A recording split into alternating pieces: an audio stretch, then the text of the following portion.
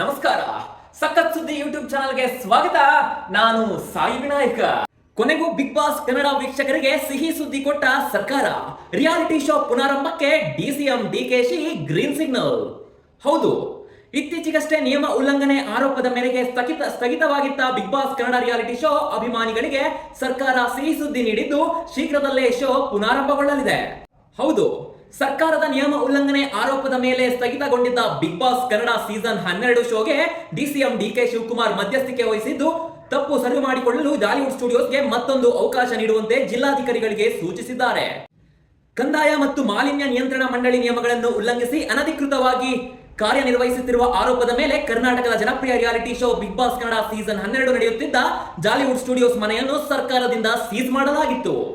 ಇದೀಗ big boss ಕಾರ್ಯಕ್ರಮದ ನಿರ್ಮಾಣ ಸಂಸ್ಥೆಯಾದ ಜಾಲಿವುಡ್ ಸ್ಟುಡಿಯೋಸ್ಗೆ ಮತ್ತೊಂದು ಅವಕಾಶ ನೀಡುವಂತೆ ಉಪಮುಖ್ಯಮಂತ್ರಿ ಡಿಕೆಶಿ ಜಿಲ್ಲಾಧಿಕಾರಿಗಳಿಗೆ ಸೂಚನೆ ರವಾನಿಸಿದ್ದಾರೆ.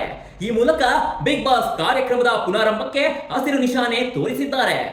ಈ ಕುರಿತು ಮಾಧ್ಯಮಗಳೊಂದಿಗೆ ಮಾತನಾಡಿದ ಡಿಸಿಎಂ ಡಿಕೆ ಶಿವಕುಮಾರ್ ಅವರು ಜಾಲಿವುಡ್ ಸ್ಟುಡಿಯೋಸ್ಗೆ ಇದೊಂದು ಬಾರಿ ಅನುಮತಿ ನೀಡುವಂತೆ ಬೆಂಗಳೂರು ದಕ್ಷಿಣ ಜಿಲ್ಲಾಧಿಕಾರಿಗಳಿಗೆ ಸೂಚನೆ ನೀಡಲಾಗಿದೆ. ಒಮ್ಮೆ ತಪ್ಪು ಸರಿ ಮಾಡಿಕೊಳ್ಳಲು ಅವಕಾಶ ಕೊಡಿ ಎಂದಿದ್ದೇನೆ. ಉದ್ಯೋಗ ಮುಖ್ಯ, ಏನೇ ಇದ್ದರೂ ಅವರಿಗೊಂದು ಅವಕಾಶ ಕೊಡಿ, ಅವರು ಸಮಸ್ಯೆ ಬಗೆಹರಿಸಿಕೊಳ್ಳಲಿ. ನಮ್ಮಲ್ಲಿ ಮನರಂಜನೆ ಕೂಡ ಮುಖ್ಯ ಎಂದು ಹೇಳಿದ್ದಾರೆ. ಇದೇ ವೇಳೆ ಪರಿಸರ ಮಾಲಿನ್ಯ ನಿಯಂತ್ರಣ ಮಂಡಳಿ ವತಿಯಿಂದ ಕೆಲವರು ದೂರು ನೀಡಿರುವುದು ವಿಚಾರಣೆಯಿಂದ ತಿಳಿದು ಬಂದಿದೆ. ನಾನೇ ಫೋನ್ ಮಾಡಿ ಜಿಲ್ಲಾಧಿಕಾರಿ ಮತ್ತು ಪೊಲೀಸ್ ವರಿಷ್ಠ ಅಧಿಕಾರಿ ಅವರಿಗೆ ಹೇಳಿದ್ದೇನೆ.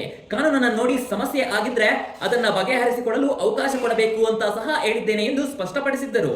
ಮನರಂಜನೆಯ ಅಗತ್ಯವನ್ನು ಒತ್ತಿ ಹೇಳಿದ ಅವರು, ಬಿಗ್ ಬಾಸ್ ಆಗಲಿ ಯಾವುದೇ ಆಗಲಿ ಮನರಂಜನೆ ಇರಬೇಕು. ಖಾಸಗಿಯವರು ಹೂಡಿಕೆ ಮಾಡಿ ಏನೋ ತಪ್ಪು ಮಾಡಿರುತ್ತಾರೆ, ಅದನ್ನು ಸರಿ ಮಾಡಿಕೊಳ್ಳಲು ಅವಕಾಶ ಕೊಡಬೇಕು.